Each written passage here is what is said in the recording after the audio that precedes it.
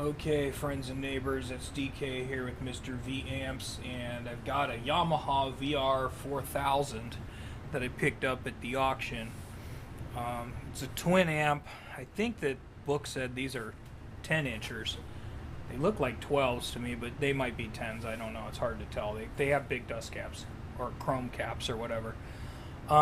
This is kind of sold in unknown-ish condition at the auction. It was said to turn on, so we know the auctioneers already turned it on and it didn't explode, so there you go. This is an unusual stereo amp where the inputs for A and B are separate, so if I were to plug into just input A, I would get just the sound of this out of this speaker, and if I were to plug into B, I would get the sound of this out of that speaker. Or I can plug in here. There's another switch on the back to like keep them separate, or switch, like do A B, like a 2-channel thing. They're blended right now, so if I plug in here, I can check the various channels. So let's just start with A. So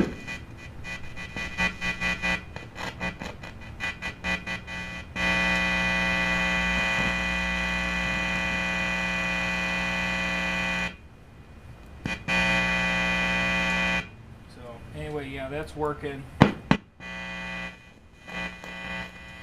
So that's working. The controls are really crunchy. And then we'll try B.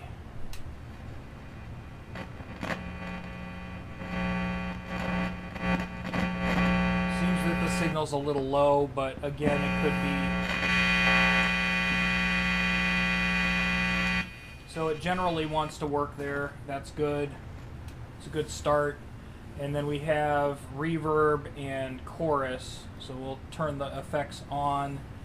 The chorus is, that's chorusing. So that's doing that, but the reverb was the one that got my goat because I could turn that up to the gills.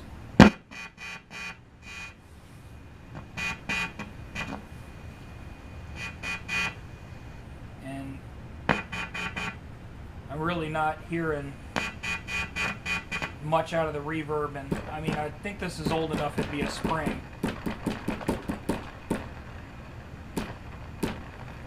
There's a little bit of crackle crunch, but it ain't right. So I think we got a reverb that's messed up.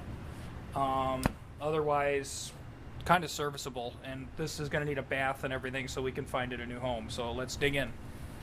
Okay, well, for starters, I went down the row of potentiometers with the Max Pro cleaner, or the Max Pro electronics lubricant, and we got most of the crunch out of them. So the only thing really left to deal with is the reverb, and I can turn the reverb pot and get some hissy noise, but if I put my finger over here on the reverb tanks out, so the issue seems to be that the reverb tank isn't sending the signal back into the amplifier to be amplified.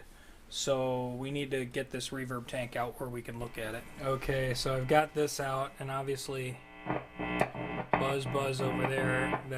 That part's working, but twiddling that doesn't get me anywhere. I mean, that should be a damn thunderstorm.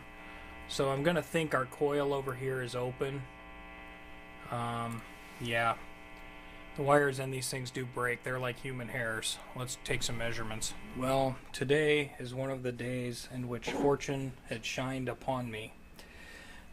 These little red-blue wires here on the side, that's the return. I thought about what I could do here, because that part is kind of unobtainium. And I have these little blue mini spring reverb things that are kind of, you can use them in pedals or small amps or something, and I'm like, I wonder if that would sound okay or if that would work. So I was sort of half getting prepared to graft that in because I needed to put it on the wire that, you know, fits the amp that has the connector.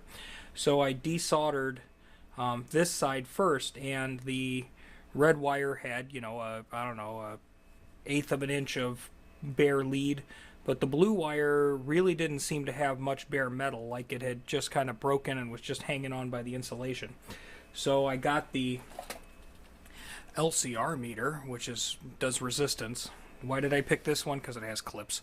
And I was actually able to measure a resistance around that coil. So I'm like, oh, what the heck.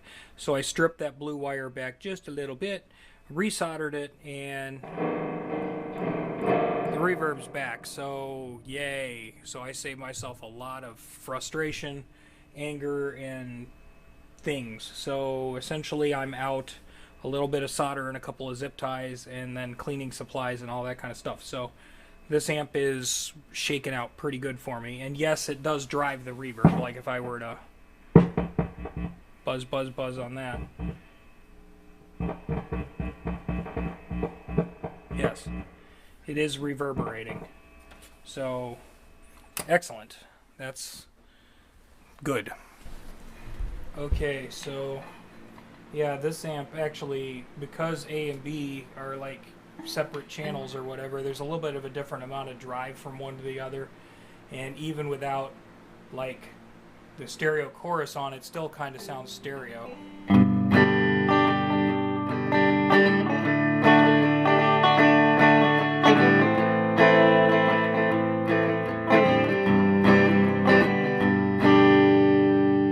The reverb is working.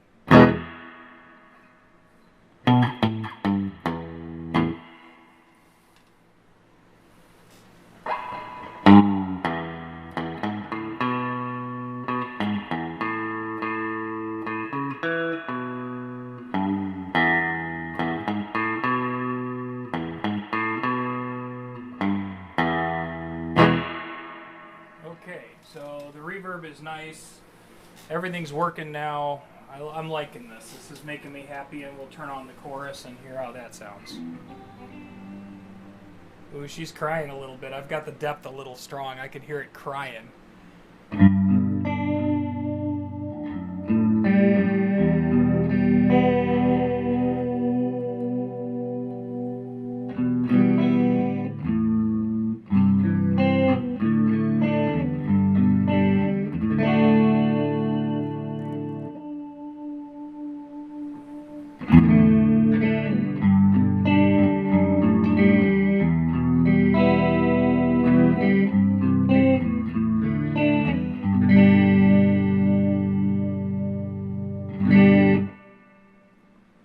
I'll tell you what, this amp has a really, really full, rich sound, and I like it.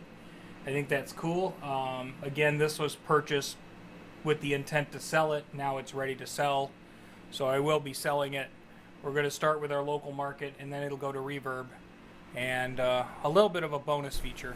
Inside of the amplifier, I found this.